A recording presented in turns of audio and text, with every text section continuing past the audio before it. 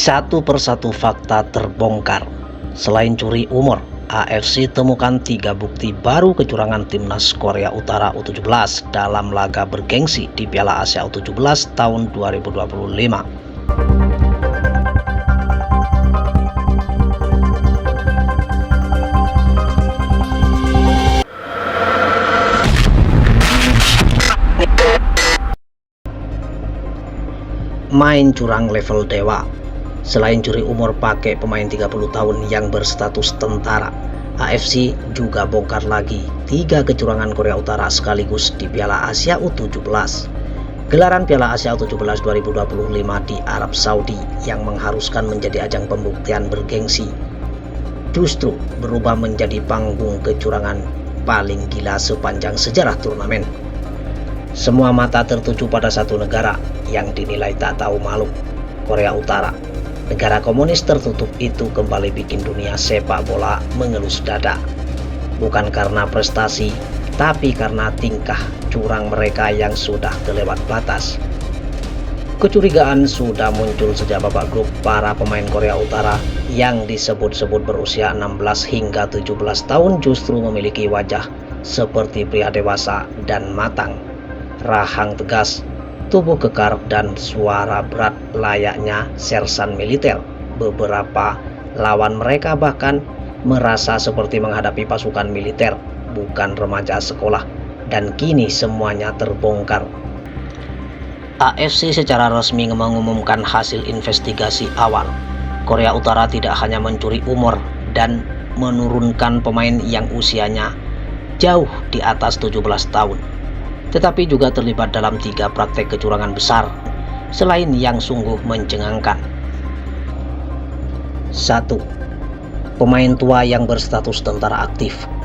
Yang paling bikin geger, salah satu pemain Korea Utara yang menjadi andalan di lini belakang ternyata bukan anak SMA, tapi anggota militer aktif berusia 30 tahun. Hasil penelusuran AFC menemukan bahwa pemain bernama Ri Kunyin yang tercatat lahir tahun 2008 ternyata adalah kelahiran 1995 dan sudah 10 tahun berdinas di Kesatuan Militer Pyongyang. Paspor dan dokumen palsu yang digunakan diselundupkan lewat kedutaan besar di luar negeri dan dimasukkan ke sistem AFC dengan data manipulatif. Lebih parah lagi, pemain ini bahkan sempat tampil di laga resmi tingkat militer tahun 2020, alias saat dia baru berusia 12 tahun. Kalau berdasarkan data U17 mereka sekarang Kyonyo. 2. Dokumen palsu massal, nama sama, orang berbeda. AFC juga menemukan bahwa lebih dari separuh skuad Korea Utara didaftarkan dengan identitas palsu. Nama yang digunakan memang sama yang valid di catatan sipil Korea Utara, tapi pemilih aslinya berbeda total. Dalam kata lain, mereka memakai nama bocah remaja asli Korea Utara, tapi yang bermain adalah pria-pria dewasa yang mungkin sudah beranak 2. Praktek ini disebut identitas tempel, di mana satu nama legal digunakan oleh seorang yang fisiknya kuat dan siap tempur saat foto dokumen dikirim ke AFC. Mereka menggunakan teknik manipulasi digital agar wajah terlihat lebih muda. Tak heran jika banyak pemain tampil aneh di luar lapangan karena jelas itu bukan tubuh remaja, tapi pria dewasa yang menyamar. 3. Sertifikat kesehatan palsu dan pemeriksaan media ditolak. Semua tim peserta Piala Asia U17 diwajibkan menjalani medical check up di rumah sakit mitra AFC di Arab Saudi sebelum turnamen. Tapi Korea Utara menolak pemeriksaan langsung dengan alasan masalah protokol diplomatik.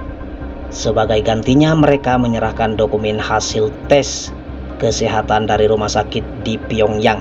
Tapi setelah ditelusuri, rumah sakit tersebut tidak memiliki alat medis untuk usia tulang dan bahkan tidak terdaftar sebagai fasilitas resmi di bawah WHO. Artinya semua hasil tes usia dan kesehatan di bawah Korea Selatan, di bawah Korea Utara diduga palsu, manipulasi jejak video, dan hilangnya jejak akademik.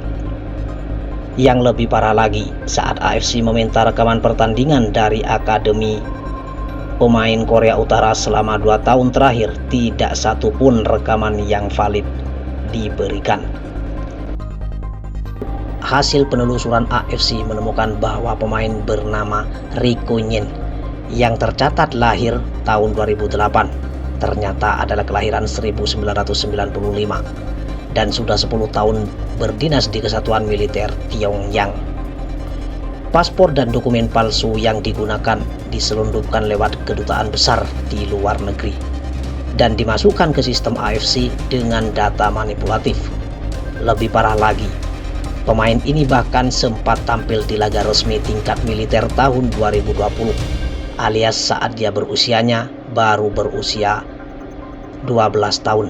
Kalau berdasarkan data U17, mereka sekarang Kyonyo. 2. Dokumen palsu massal, nama sama, orang berbeda.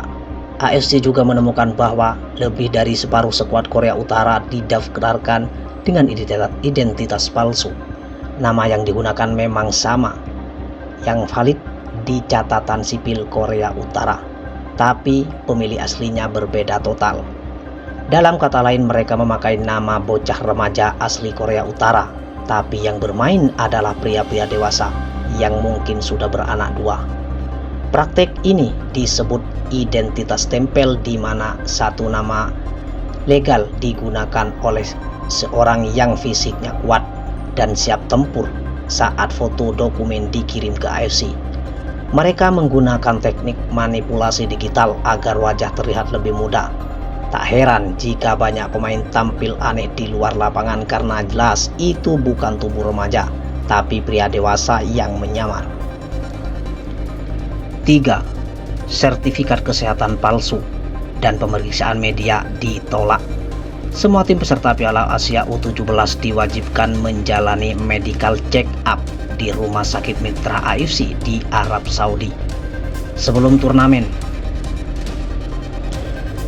Tapi Korea Utara menolak pemeriksaan langsung dengan alasan masalah protokol diplomatik.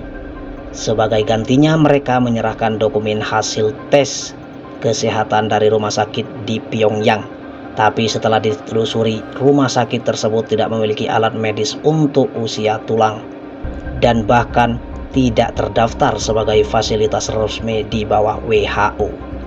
Artinya semua hasil tes usia dan kesehatan di bawah Korea Selatan, di bawah Korea Utara diduga palsu, manipulasi jejak video, dan hilangnya jejak akademik. Yang lebih parah lagi, saat AFC meminta rekaman pertandingan dari akademi pemain Korea Utara selama 2 tahun terakhir, tidak satu pun rekaman yang valid diberikan.